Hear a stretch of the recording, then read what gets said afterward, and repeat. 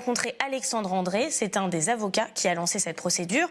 Pour lui, la compagnie Air Algérie est responsable de ce couac.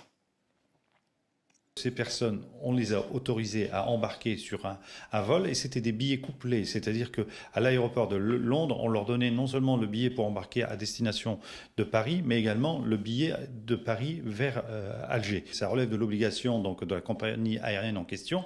Elle aurait dû les bloquer à Londres. Si elle les avait bloqués à Londres, alors aujourd'hui, ces personnes ne seraient pas dans un tel état. Selon lui, ses clients auraient même été floués par la compagnie Air Algérie. La réalité est que on parle de surbooking et de surbookage et donc ces billets ont été vendus à d'autres personnes au détriment donc du voyage de nos clients. Il y a des personnes qui ont quand même été amenées qui ont été autorisées à embarquer alors que nos clients, les passagers en question, n'ont pas pu embarquer. Il y aurait tous les jours 15 à 20 passagers qui embarqueraient pour l'Algérie. Les personnes véritablement responsables de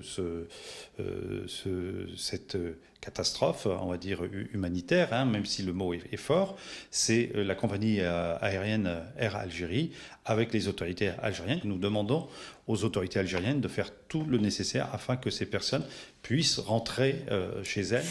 Alexandre André et sa consoeur vont donc plaider demain pour leur référé liberté, dans l'espoir donc que la situation se débloque le plus rapidement possible.